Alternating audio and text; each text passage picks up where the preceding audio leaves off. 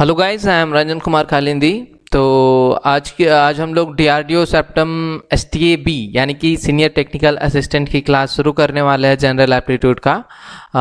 इस क्लास की शुरुआत हम लोग एक मॉक टेस्ट से करते हैं, देखते हैं किस तरह के क्वेश्चन पूछे जा सकते हैं और उसी आधार पर हम लोग क्लास की शुरुआत करेंगे, सारे चैप्टर वाइज क्वेश्चन सॉल्व करेंगे। ओके, तो आपको किसी भी तरह का पीडीएफ या प्रीवियस ईयर के क्वेश्चन पीडीएफ चाहिए तो आप हमारा टेलीग्राम चैनल ज्वाइन कर सकते हैं। ये आप टेलीग्राम में जाकर सर्च कर लेना, ये आपको मिल जाएगा, या फिर नीचे डिस्क्रिप्शन बॉक्स पे इसका लिंक दे रखा हुआ है, आप वहाँ से जाकर इसे ज्वाइन कर सकते हैं। ठीक है, क्वेश्चन नंबर 1 से शुरुआत करते हैं। देखो क्या दे रखा हुआ है कि 3 taps A, B and C together can fill an empty cistern in 5 minutes. Okay, तो बोल रहा है कि A, B, C एक साथ किसी टंकी को 5 मिनट में भर सकते हैं और A अकेला उसे 10 मिनट में भर सकता है, B अकेले उसे 20 मिनट में भर सकता है, तो C इस टंकी को कितने समय में भरेगा, ये क्वेश्चन पूछा गया है। अब देखो इसको कैसे सॉल्व करना है। सबसे पहले तो क्या बोला, A plus B plus C ये तीनों मिलकर एक टंकी को भर रहे हैं कितने मिनट में, 5 मिनट में भर रहे हैं। ठीक है, और A की बात करें तो A कितने मिनट में भर रहा है, A भर रहा है 10 मिनट में। उसी तरह B जो है, B भी इसे फिल कर रहा है कितने मिनट में, तो 20 मिनट में। ठीक है, ये दे रखा हुआ क्वेश्चन में। तो सबसे पहले हमें फाइंड करना होगा कि पानी कितना भरना है, मतलब टोटल रिक्वायरमेंट कितनी है। तो उसके लिए क्या करेंगे, हम इन तीनों का एलसीएम ले लेंगे। ठीक है, तो इन तीनों का एलसीएम ले लो, 5, 10 और 20 का हमने क्या किया, एलसीएम ले लिया। ठीक है, एलसीएम ले लेते हैं। 5 ये आ जाएगा आपका 1 2 4 और 2 1 1 2। ओके, हो गया। तो हमारा एलसीएम कितना निकल कर आ गया, ये एलसीएम हमारा निकल कर आ गया 20, यानी कि हमें 20 लीटर पानी भरना है, मतलब ये जो है 20 लीटर पानी भर रहा है। तो काम हमें पता चल गया कि काम कितना करना है, इतना है काम हमारे पास 20। ठीक है, तो A, B, C ये तीनों जो है 5 मिनट में 20 लीटर पानी भर सकते हैं। तो अगर इसकी इफिशियंसी की बात करें, क्षमता की बात करें, तो क्या होगा कि 1 मिनट में कितना भर पाएंगे, वो कैसे फाइंड करेंगे, 20/5 कर दो तो ये हमारा आ गया 4, यानी कि 1 मिनट में वो तीनों मिलकर 4 लीटर पानी भर सकते हैं। उसी तरह A की बात करें तो A जो है वो 2 लीटर पानी भर सकता है 1 मिनट में, और B जो है वो 1 लीटर पानी भर सकता है 1 मिनट में। ओके, तभी जाके वो भी क्या करेगा, 20 मिनट में 20 लीटर पानी भर देगा। तो ये इसकी इफिशियंसी निकल गई तीनों की। अब तीनों की इफिशियंसी निकल गई, अब हमें पता करना है C की। तो C की भी इफिशियंसी हम लोग पता कर लेते हैं। वो कैसे पता करेंगे, A plus B plus C तीनों का इफिशियंसी कितना दे रखा है, तीनों मिलकर 1 मिनट में 4 लीटर पानी भर सकते हैं, ये हमने अभी कैलकुलेट किया। A क्या कर सकता है, 1 मिनट में 2 लीटर, और B जो है 1 मिनट में 1 लीटर पानी भर सकता है।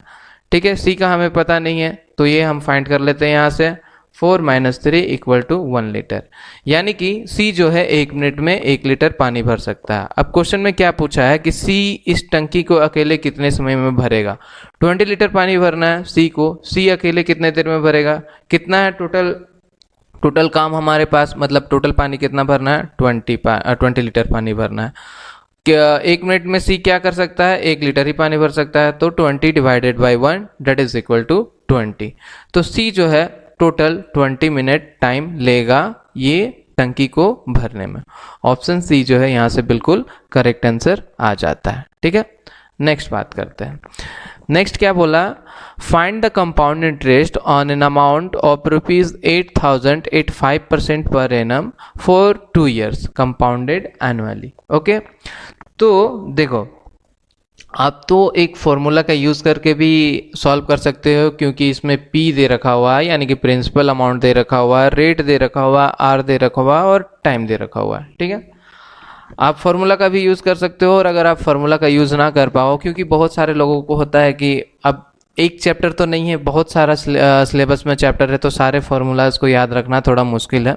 तो आप कॉन्सेप्ट याद रखा करो, फार्मूलाज मत किया करो, सिर्फ कॉन्सेप्ट याद रखा करो। तो ये बेसिक सा सवाल है, देखो इसका बेसिक एक शॉर्टकट मेथड, मतलब बेसिक सा how to solve this question. सबसे पहले रेट दे रखा हुआ आपको, रेट कितना दे रखा हुआ 5%, ठीक है। रेट आपको क्या दे रखा हुआ 5%।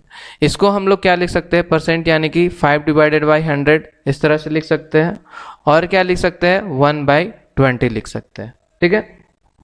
तो ये जो है ये कहलाता है आपका प्रिंसिपल अमाउंट।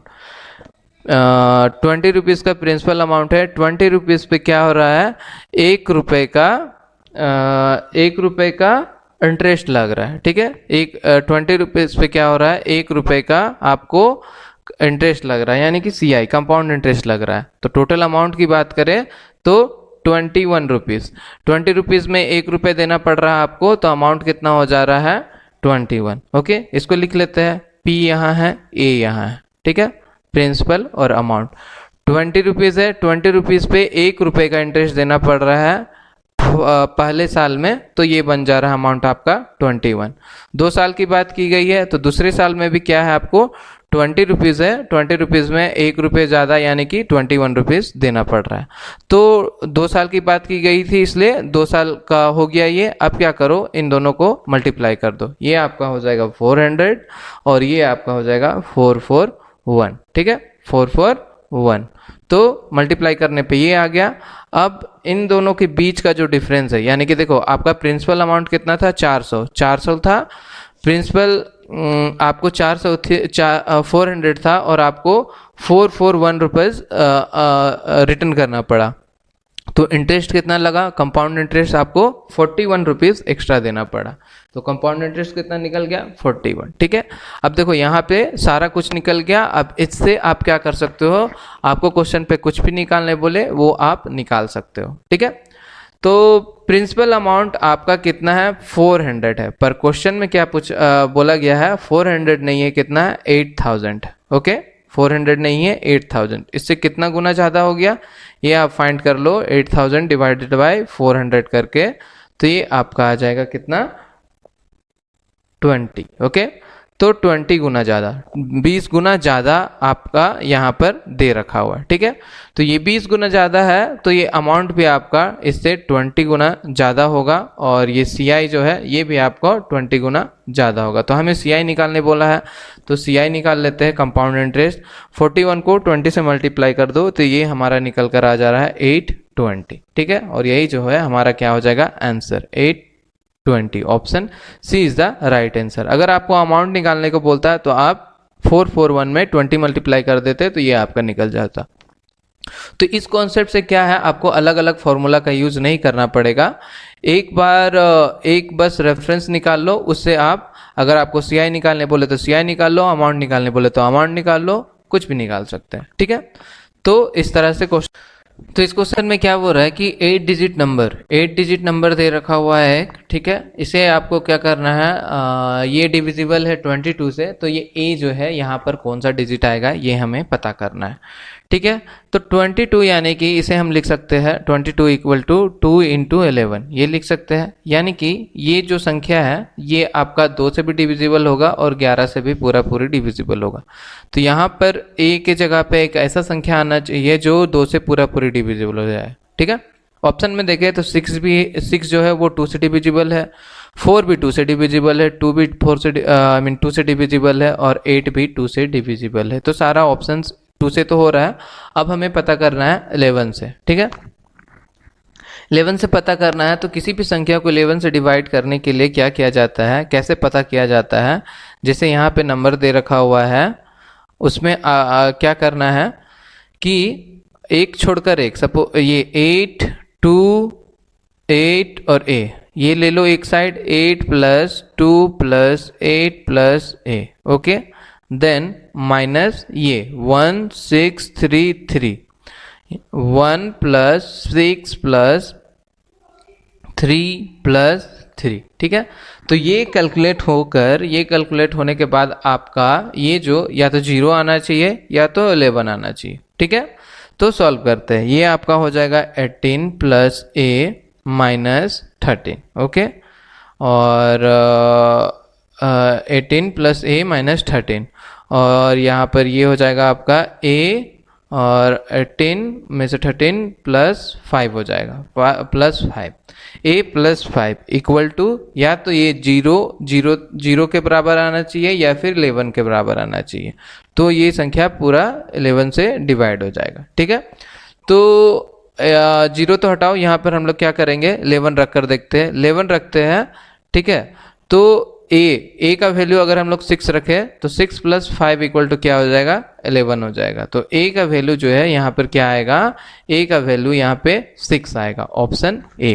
ठीक है, इस तरह से हम लोग पता करते हैं। तो यहाँ पर अगर हम लोग 6 रख दे, 1 8 6 2 3 8 3 और 6, तो ये संख्या जो है 20, ये संख्या जो है क्या है, 22 से पूरी तरह विभाजित हो जाएगी। ठीक है, आगे देखते हैं क्या बोल रहा है कि एक विक्रेता 2 वस्तु बेचता है, उनमें से एक 1200 रुपये में 20% लाभ पर और दूसरी 1350 रुपये में 10% हानि पर बेचता है, तो कुल लाभ प्रतिशत ज्ञात करें।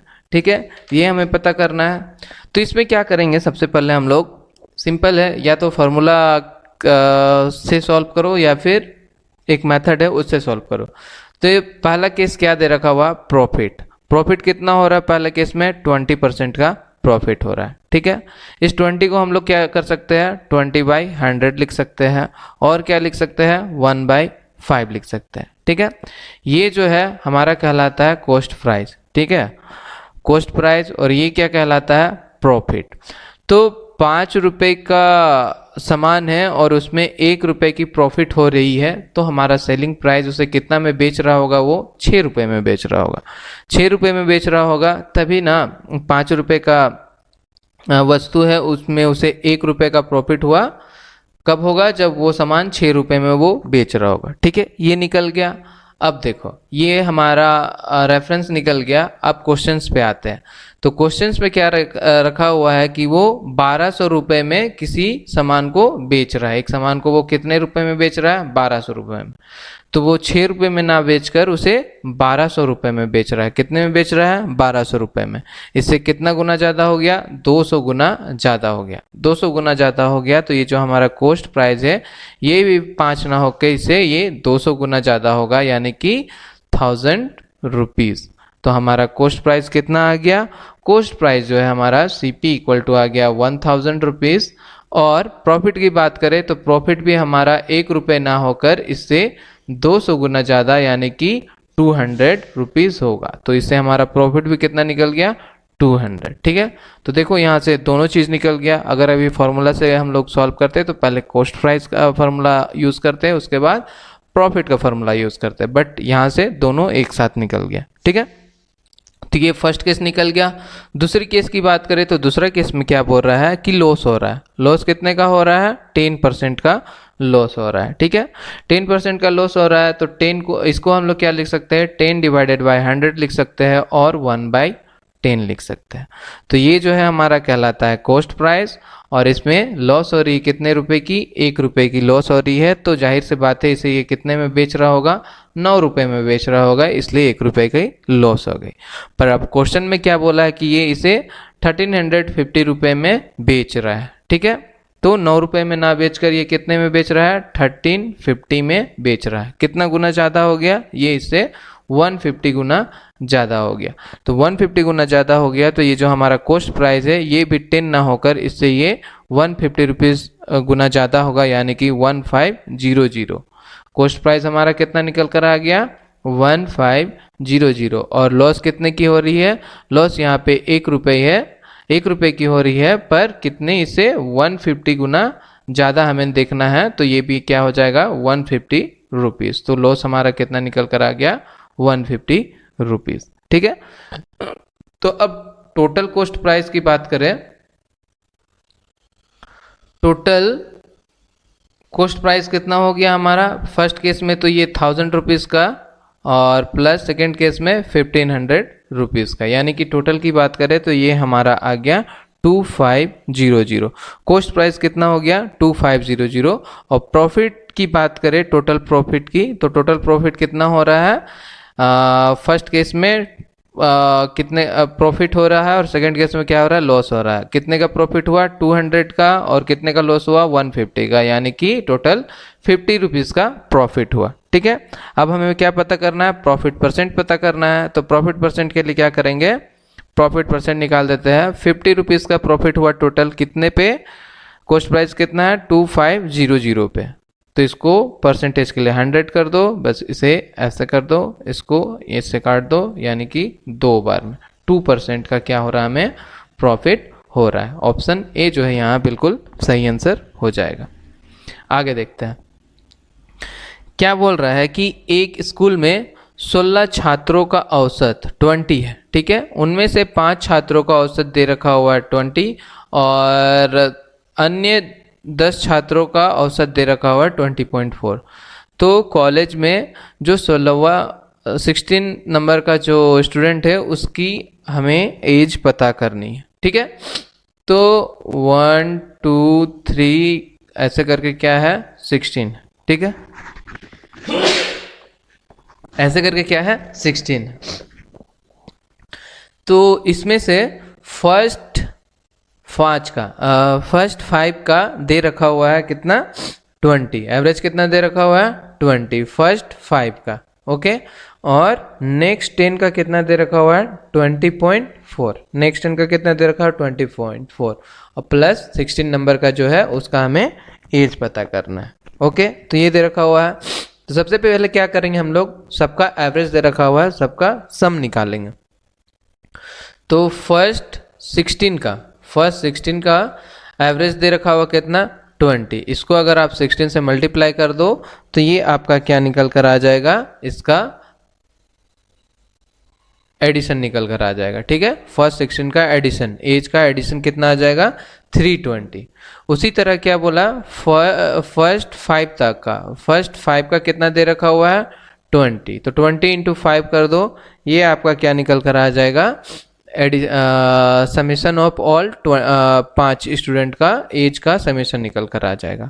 और क्या बोला कि नेक्स्ट क्या है, नेक्स्ट 10 तक का, 10 स्टूडेंट का क्या दे रखा हुआ है एज 20.4, 20.4 इंटू 10 कर दो तो ये आपका आ जाएगा 204। ओके, इसका एडिशन कितना हो गया 204, और एक हमें पता करना है x का, यानी कि 100 प्लस 204 प्लस x, 16 नंबर का एज हमें पता नहीं है, इक्वल टू टोटल कितना है 320। तो इसमें से हमें क्या करना है, x का वैल्यू निकाल देना है और वही जो हमारा क्या हो जाएगा, आंसर हो जाएगा। ठीक है, तो 320 और x का वैल्यू क्या आ गया 320 माइनस 304 इक्वल टू 16। तो 16 नंबर का जो छात्र है उसका एज कितना हो रहा है 16, option B is the right answer. ठीक है, नेक्स्ट देखते हैं। नेक्स्ट क्या बोल रहा है, एक कार पहले 16 किलोमीटर पर आवर की गति के साथ 33 मिनट की यात्रा करता है और 17 किलोमीटर पर आवर की गति के साथ 33 मिनट यात्रा करता है। तो संपूर्ण यात्रा के दौरान उसका एवरेज स्पीड हमें फाइंड करना है। तो देखो इसमें क्या है, सिंपल सा है, इसमें क्या है, टाइम जो है दोनों केस में सेम है। ठीक है, तो दोनों केस में टाइम सेम है तो टाइम इक्वल है, इसलिए हम लोग एवरेज स्पीड के लिए क्या करेंगे, एवरेज स्पीड इक्वल टू दोनों को एडिशन कर दो 60 प्लस 70 और डिवाइडेड बाय 2, ये हो गया हमारा एवरेज स्पीड। सिंपल दोनों का एवरेज निकाल देना है क्योंकि इस पे टाइम दोनों का इक्वल है। तो 130 divided by 2 that is equal to 65 kilometre per hour, ये हो जाएगा हमारा answer 65, option C is the right answer. Next बात करते हैं, क्या बोल रहा है, एक बैग में सफ़ेद और काली गेंदें हैं। दो तरह की बॉल रखी हुई है, एक वाइट कलर की एक ब्लैक कलर की, और सफ़ेद वाइट और ब्लैक की जो रेशियो दे रखी है वो दे रखी है 4:7, और बोला गया है कि जो ब्लैक बॉल है उसकी संख्या 280 है, तो हमें वाइट की पता करना है। बहुत ही सिंपल सा सवाल है, वाइट और ब्लैक का रेशियो दे रखा हुआ है कितना 4:7 दे रखा हुआ है। ठीक है, 4:7, और इसमें से क्या बोला है, जो ब्लैक है यानी कि ब्लैक है वो कितना है, वो है 280, ये कितना है 280। ठीक है, ब्लैक कितना है 280, इससे कितना गुना ज़्यादा हो गया, इससे ये 40 गुना ज़्यादा हो गया। 40 गुना ज़्यादा हो गया तो वाइट भी हमारा 4 ना होकर इससे क्या होगा, इससे ये 40 गुना ज़्यादा होगा, यानी कि 160। वाइट की कितने निकल गई, 160। Option C is the right answer. Okay, तो इसी तरह क्वेश्चन को सॉल्व करना है, एक्स वगैरह नहीं मानना है। नेक्स्ट बात करते हैं। देखो एक बोर्ड मास सिंप्लीफिकेशन से क्वेश्चन आया हुआ है, इसमें हम लोग को क्या करना पड़ेगा, बोर्ड मास रूल अप्लाई करना पड़ेगा। तो बोर्ड मास मतलब क्या होता है, सबसे पहले आपको फॉलो करना है ब्रैकेट्स को। सबसे पहले आपको ब्रैकेट्स के अंदर जो चीज़ है उसे आपको सॉल्व करना, उसके बाद ओ यानी कि ऑफ यानी कि मल्टीप्लिकेशन। ओके, देन आपको क्या करना है, डिवीजन रूल अप्लाई करना है, देन आपको मल्टीप्लाई करना है, फिर एडिशन करना है और उसके बाद सब्ट्रैक्ट करना है। तो ये कहलाता है बोर्ड मास। तो इसी बेसिस पे इसे हम लोग सॉल्व करते हैं। 95 divided by 5 into 2 minus 60 by 2 into 5 और minus 17 into 2 plus 80 divided by 4 equal to हमें फाइंड करना है। तो सॉल्व करते हैं। ये आ जाएगा आपका 19 हो गया, और ये आपका आ जाएगा 8, ये आपका आ जाएगा 20, ये हो गया आपका 19 इंटू 2 माइनस ये हो गया आपका 8 इंटू 5, ये हो गया 17 इंटू 2 और प्लस 20। ओके, ये हो गया 38 minus 40 minus 34 plus 20 equal to 58 minus 74 equal to minus 16 is the right answer, option D. ठीक है, नेक्स्ट। ए और बी एक काम को 9 डेज में पूरा कर सकते हैं, बी और सी इसी काम को 12 डेज में पूरा कर सकते हैं, ए और सी इसे 18 दिनों में पूरा कर सकते हैं। तो ए बी सी मिलकर कितने दिनों में पूरा करेंगे। तो ए प्लस बी के बारे में क्या बोला जा रहा है, दोनों मिलकर इसे 9 दिन में कर रहे हैं। बी और सी क्या कर रहे हैं, बी और सी इसे 12 दिन में कर रहे हैं, और ए प्लस सी दोनों मिलकर इसे कितने 18 दिन में पूरा कर रहे हैं। तो हमें पता करना है ए प्लस सी कितने दिन में काम को करेंगे। तो सबसे पहले हम क्या करेंगे, सबसे पहला हमारा रहेगा कि काम कितना है वो हमें पता करना है। वो पता करने के लिए क्या करेंगे, सबसे पहले एलसीएम निकालते हैं। तो 9, 12 और 18 का हमने एलसीएम ले लिया।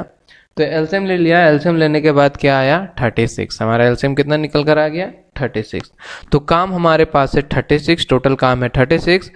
तो अब इफिशियंसी की बात करें ए और बी दोनों की इफिशियंसी की, तो ए प्लस बी 9 दिन में एक काम कर सकते, तो एक दिन में कितना करेंगे, तो एक दिन में 36 divided by 9 that is equal to 4। 4 काम वो करेंगे एक दिन में। उसी तरह बी और सी की बात करें तो बी प्लस सी दोनों मिलकर एक दिन में कितने काम करेंगे, 36 डिवाइडेड बाई 12 यानी कि 3 काम करेंगे। और ए प्लस सी एक दिन में कितने काम करेंगे, 36 डिवाइडेड बाई 18 यानी कि 2 काम करेंगे। ठीक है, ये निकल गया। अब हमें पता करना है ए प्लस बी प्लस सी के बारे में। तो ए प्लस बी प्लस सी की क्षमता हमें पता करना पड़ेगा, पहले इफिशियंसी पता करने का पड़ेगा। तो उसके लिए जो यहाँ पर दे रखा हुआ ए प्लस बी का हमें पता है, plus B plus C plus A plus C equal to कितना है, A plus B equal to कितना है 4 है, B plus C equal to कितना है 3 और A plus C equal to कितना है 2। ओके, तो यहाँ से हम क्या कर सकते हैं, ए इक्वल टू हो जाएगा 2a, उसी तरह बी 2b हो जाएगा और c plus C equal to 2c हो जाएगा, इक्वल टू ये हो गया 9 और 2 कॉमन ले लो, a plus B plus C equal to 9 और a plus B plus C equal to 9/2। तो a plus B plus C तीनों का इफिशियंसी क्या निकल कर आ गया 9/2। अब क्या है, तीनों मिलकर काम करना है। तो टोटल वर्क कितना है हमारे पास 36 है, टोटल वर्क 36 है और इसकी इफिशियंसी क्या निकल कर आ गई 9/2, यानी कि 9/2 9 इंटू 2 लिख सकते हैं, इस तरह से लिख सकते हैं। तो इसको काट दो, ये आ गया हमारा 4 बार में 4 बार में, यानी कि 4 दूना 8, यानी कि 8 आवर 8 डेज लगाएंगे अगर तीनों मिलकर इस काम को करेंगे। Option C is the right answer. तो यहाँ पर क्या पूछ रहा है कि 4/5 का पावर दे रखा है 2x+1 और 4/5 का पावर है 5 और 4/5 का पावर है x+2। तो एक फॉर्मूला होता है सिंपल सा, ax + ay = इसको अगर हम लिखना चाहें, सॉरी मल्टीप्लिकेशन, इसे अगर हम लिखना चाहें तो ये हो जाएगा हमारा a⁴x + y। ठीक है, तो इसी कॉन्सेप्ट के आधार पर हम लोग इसको क्या कर सकते हैं, इसे मान लो 4/5 को a और इसे मान लो b, तो हम क्या लिख सकते हैं इसे 4/5 का होल पावर = 2x + 1 + 5। इसकी जो पावर होती है वो आपस में ऐड हो जाती है। इक्वल टू क्या दे रखा हुआ है 4/5 का पावर x + 2 ये दे रखा हुआ है। ठीक है, अब इक्वल टू के बोथ साइड दोनों का वैल्यू सेम है, तो हम क्या कर सकते हैं, इसे लिख सकते हैं, इसके पावर्स को हम लोग इक्वल कर सकते हैं, = x + 2। इस तरह से हम लोग लिख सकते हैं। बस अब इसको क्या करना है, सॉल्व कर देना है। 2x + 6 = x + 2। तो यहाँ पर आपका 2x - x = 2 - 6। ओके, और x = -4। तो x = क्या आ गया हमारा -4। x का वैल्यू निकालना था, option C is the right answer. इसकी वैल्यू हमें फाइंड करनी है। ठीक है, तो एक इसमें ट्रिग्नोमेट्री में एक कॉन्सेप्ट है कि cot A × cot B = 1 कब होगा, जब इफ a + b = 90 डिग्री हो। a + b दोनों का एडिशन अगर आपका 90 डिग्री है तो उसे हम लोग 1 कंसिडर कर सकते हैं। ओके, तो यहाँ पे देखो क्या दे रखा हुआ है, cot 25 degree × cot 35 degree × cot 45 degree × cot 55 degree × cot 65 degree. अब हमें क्या करना है, दो वैल्यू लेकर इसे 90 बनाना है। तो 25 में अगर हम 65 ऐड करें तो वो तो हो जाएगा 90। 25 में अगर 65 ऐड करें तो वो हो जाएगा 90। तो इन दोनों का वैल्यू क्या हो गया 1। ओके, उसी तरह 35 में अगर हम 55 ऐड करें तो ये हो जाएगा 90। तो इसका भी वैल्यू क्या हो गया 1। और cot 45 का वैल्यू क्या होता है 1 ही होता है। तो 1 × 1 × 1 = 1। 1 is the right answer, option C. Okay, next. 9 वर्ष पहले एक पिता की उम्र उसके पुत्र की उम्र से 5 गुना ज़्यादा थी। अब वर्तमान में पिता का उम्र उसके पुत्र से केवल 2 गुना ज़्यादा है। पिता और पुत्र की वर्तमान का योग ज्ञात करना है। ठीक है, अब देखो इसमें भी x वगैरह नहीं मानना है कि माना कि पिता का उम्र x और बेटा का उम्र y, ऐसे करके नहीं सॉल्व करना है। इसको कैसे सॉल्व करना है, रेशियो में सॉल्व करो। फादर और सन का रेशियो दे रखा हुआ, क्या दे रखा हुआ, सबसे पहले तो एक प्रेजेंट की बात कर लो, और प्रेजेंट हो गया यहाँ पर। और क्या बोला कि पिता का उम्र उसके उम्र के 5 गुना ज़्यादा थी। कब, 9 वर्ष पहले। पहले यानी कि चले जाओ पास्ट में, यहाँ आ गए हम लोग, ये आ गई पास्ट की बात। तो पास्ट में 9 साल पहले, 9 साल पहले, प्रेजेंट से 9 साल पहले जो उम्र क्या थी, पिता की 5 थी, तो सन का कितना था, 1 था। यही बोला गया है कि पिता का उम्र उसके उम्र से 5 गुना थी। यानी कि अगर सन जो है 1 है तो पिता का उम्र क्या रहा होगा, 5 रहा होगा। ठीक है, उसी तरह प्रेजेंट में क्या दे रखा हुआ, वर्तमान में पिता का उम्र उसके पुत्र के केवल 2 गुना ज़्यादा थी। 2 गुना ज़्यादा यानी कि अगर पुत्र 1 रहा होगा तो 2 गुना ज़्यादा पिता कितना रहा होगा, 2 रहा होगा वर्तमान में। ठीक है, ये है। तो अब क्या करेंगे, इन दोनों के बीच का गैप निकालेंगे। इन दोनों का बीच का गैप कितना हो गया 3, इन दोनों का बीच का गैप कितना हो गया 0। ठीक है, तो अब हमें क्या करना है, इन दोनों ये जो गैप है ये हमें इक्वल करना है। तो इक्वल करने के लिए क्या करेंगे, इसमें से माइनस कर दो। 5 - 1 = 4 और 2 - 1 = 1। अब इसे आपस में मल्टीप्लाई कर दो। ये 1 को इसके साथ मल्टीप्लाई कर दो और ये 4 को इसके साथ मल्टीप्लाई करके हम लोग लिखेंगे। यानी कि ये जो 1 है यहाँ पे मल्टीप्लाई होगा इन वैल्यू के साथ, और ये जो 4 है वो यहाँ पर मल्टीप्लाई होगा।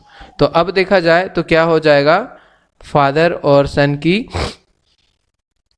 प्रेजेंट और पास्ट, ठीक है। ये क्या है 9 ईयर अगो। तो पास्ट में इसको क्या करना है, इसको हमें 1 से मल्टीप्लाई करना है 1 से। तो 5 इंटू 1 इक्वल टू 5 और 1 इंटू 1 इक्वल टू 1। और इसे क्या करना है, हमें 4 से मल्टीप्लाई करना है। तो 4 इंटू 2 इक्वल टू 8 और 1 इंटू 4 इक्वल टू 4। तो अब गैप निकालो, इनके बीच का गैप कितना हो गया 3 और इनके बीच का गैप कितना हो गया 3, दोनों इक्वल हो गया। अब चीज़ें आसान हो गई। तो यहाँ पे देखा जा रहा है कि पास्ट से प्रेजेंट में आने के लिए इसको 3 साल का टाइम लगा। कितने का टाइम लगा, 3 साल का दोनों को। बट यहाँ पे क्वेश्चन में क्या बोला है, ये 9 ईयर का गैप दे रखा हुआ। कितने का, 9 ईयर का गैप दे रखा हुआ। कितने गुना ज़्यादा हो गया, इससे 3 गुना ज़्यादा हो गया, 3 गुना ज़्यादा हो गया, 3 गुना ज़्यादा हो गया।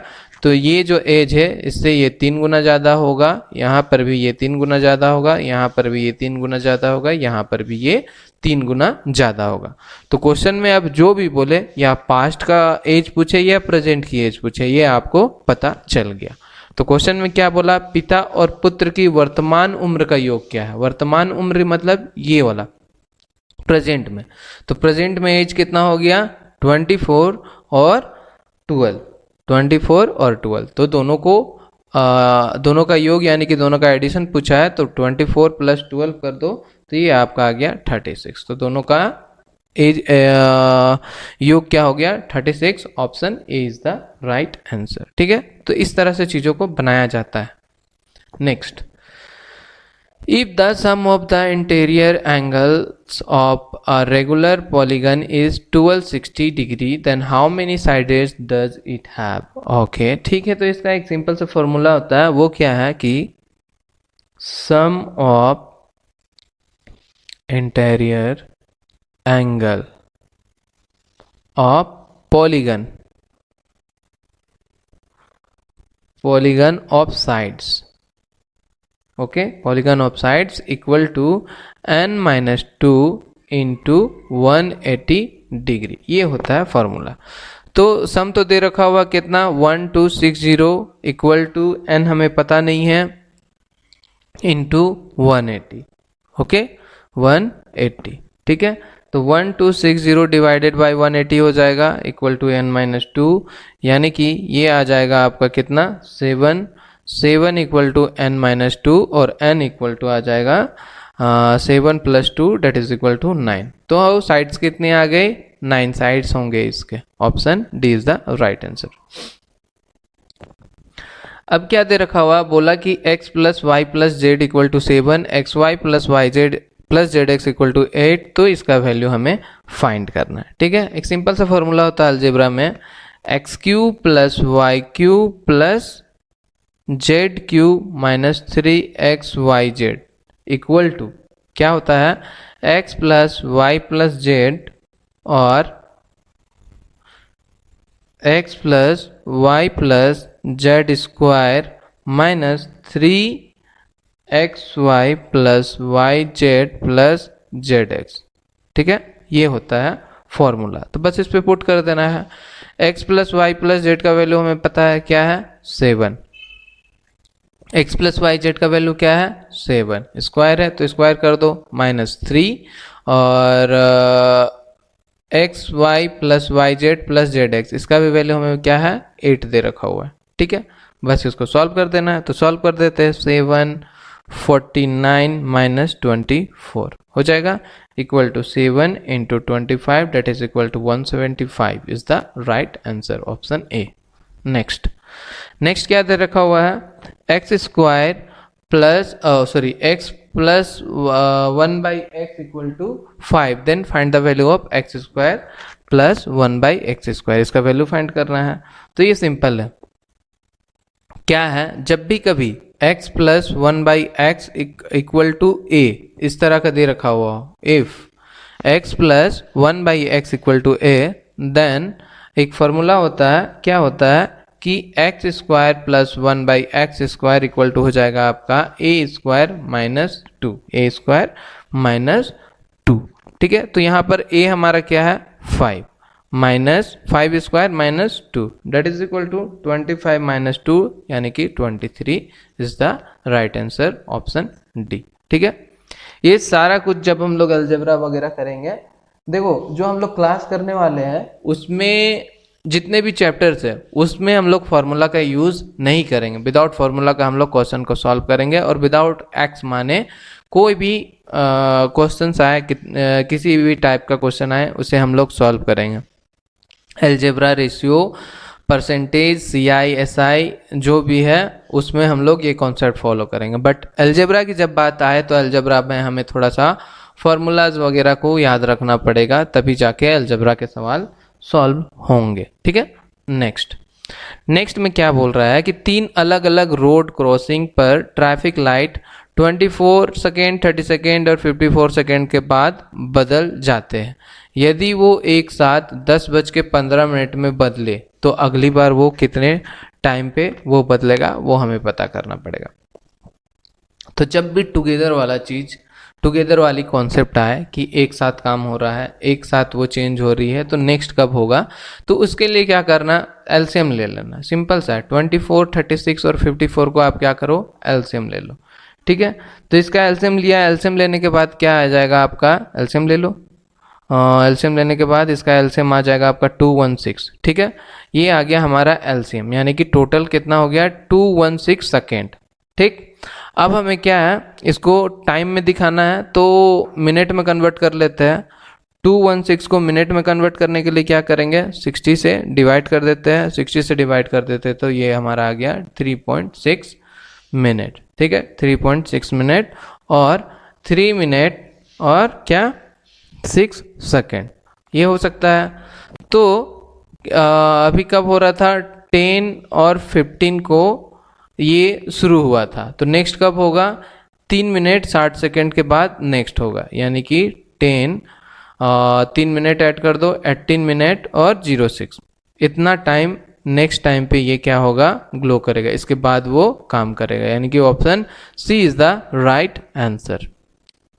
अगले सवाल पे आते हैं। अगले सवाल पे क्या बोल रहा है कि इतना रुपए है, एक राशि दे रखी हुई है और उसे ए बी सी डी के बीच में इस प्रकार बांटा गया है कि ए और बी का अनुपात जो है वो 3:4 निकल कर आया है, बी और सी का रेशियो निकल कर आया है 8:5, सी और डी का रेशियो निकल कर आया है 7:10। तो हमें पता करना है ए और सी के बीच का अंतर क्या है, ए को जितना अमाउंट मिला, सी को जितना अमाउंट मिला, उसका डिफरेंस क्या है।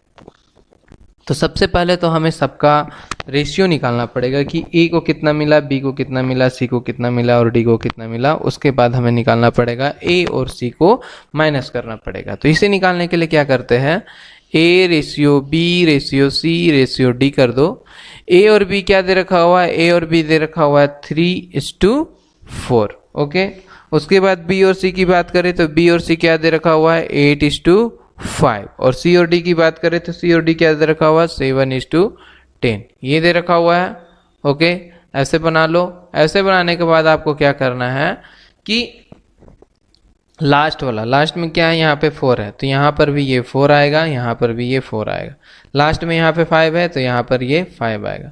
यहाँ पर 8 है तो यहाँ पर भी ये 8 आएगा। यहाँ पर 7 है तो यहाँ पर भी 7, यहाँ पर भी 7। ओके, ये चीज़ बन गया। ये बनने के बाद क्या करो, आपस में सबको मल्टीप्लाई कर दो। तो मल्टीप्लाई कर देते हैं, तो मल्टीप्लाई 3 × 8 × 7 इक्वल टू क्या हो जाएगा 168। 4 × 8 × 7 इक्वल टू हो जाएगा 224, और 4 × 5 × 7 इक्वल टू 140, और 4 × 5 × 10 इक्वल टू 200। ठीक है, अब अगर ये चारों किसी एक टेबल से कटते हैं तो काट दो। चलो 2 से शुरुआत करते हैं। ये हो गया हमारा 84, ये हो जाएगा हमारा 112, ये हो जाएगा हमारा 70, और ये आ जाएगा 100। फिर से काट दो, ये हो गया 42, ये हो गया 56, ये हो गया 35, ये हो गया 50। ओके, अब तो नहीं जाएगा, किसी एक टेबल से कटना चाहिए, अब वो तो नहीं हो रहा है। ठीक है, अब क्या है, सारे को ऐड करते हैं। 42, 56, 35 और 50 को ऐड करने पे क्या आ जाएगा 183। तो टोटल अमाउंट हमारे पास कितना है 183। 183 को बांटा गया है इस तरह कि ए को मिला है 42, बी को मिला है 56, सी को मिला है 35 और डी को मिला है 50। पर क्वेश्चन में हमें क्या बोला कि 183 नहीं बांटा जा रहा है, कितना बांटा जा रहा है, 8235 को बांटा जा रहा है। इससे कितना गुना ज़्यादा हो गया, 8235 divided by 183 that is equal to 45 गुना ज़्यादा है।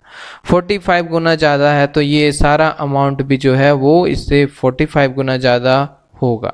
ठीक है, सब के सब क्या होगा, इनसे 45 गुना ज़्यादा होगा। तो हमें सबको नहीं कैलकुलेट करना है, हमें बस कैलकुलेट करना है ए और सी, क्योंकि हमें ए और सी से मतलब है। तो ए का अमाउंट कितना हो गया 1890 और सी का अमाउंट कितना हो गया 35 into 45 that is equal to 1575। तो बोला क्या है, इन दोनों का अंतर निकालना है, A minus C. 1890 minus 1575 that is equal to 315 is the right answer, option D. Next, अब देखो ये जो है डीआरडीओ के क्वेश्चन में आपको 2 या 3 क्वेश्चन आपको पाई चार्ट बार वाला कॉन्सेप्ट यानी कि डाटा इन एक्यूरेट करके जो एक टॉपिक है उससे सवाल पूछे जाएंगे। ठीक है, तो बस ये बड़ा सा क्वेश्चन रहता है, बाकी इसको सॉल्व करना बहुत ही आसान होता है। चार्ट वगैरह देख के घबराना नहीं, क्वेश्चन पढ़ना बहुत ही ईजी सा क्वेश्चन रहता है। तो ये चार्ट दे रखा हुआ है, इसमें सारा डिटेल्स है और क्वेश्चन में क्या बोला है कि 2014 में 2014 में कुल इतना टन वस्त्रों का उत्पादन हुआ है, तो 2014 में ऊनी वस्त्र टनों का उत्पादन कितना होगा, केवल ऊनी यानी कि केवल क्या पूछा है हमें, ऊनी वाला पूछा है, ऊनी वाला पूछा है। ऊनी यहाँ कौन सा हो गया, ये हो गया हमारा ऊनी कितना परसेंट दे रखा हुआ, ये दे रखा हुआ है कितना है 15% है, कितना है 15%। तो 15% दे रखा हुआ है, तो टोटल कितना है 150,000 में से 15% क्या है, वूलन वस्त्र हुआ है। ठीक है, केवल वूलन है 15%, तो ये हमें फाइंड करना है। 15% को हम लोग ऐसे लिख सकते हैं, इसे बस कैलकुलेट कर दो और हमारा आंसर निकल कर आ जाएगा 22500। बस छोटा सा सवाल दिया हुआ रहता है, क्वेश्चन ही बड़ा रहता है और सॉल्यूशन इसका बहुत ही छोटा सा रहता है। Option A is the right answer. यहाँ पर भी देख लो, इस पे क्या बोल रहा है कि 2016 में हॉकी किट बिक्री में कंपनी का प्राप्त आय कितनी है। हॉकी किट का बस हमें क्या करना है, इस चार्ट में से हॉकी किट कौन सा है, ये। ठीक है, हॉकी किट ये है, यानी कि ये वाला देखा जाए डायग्राम में तो कौन सा हो गया, हॉकी किट कहाँ गया, एक ये वाला हॉकी किट वाला ये दे रखा हुआ है, यानी कि 10%।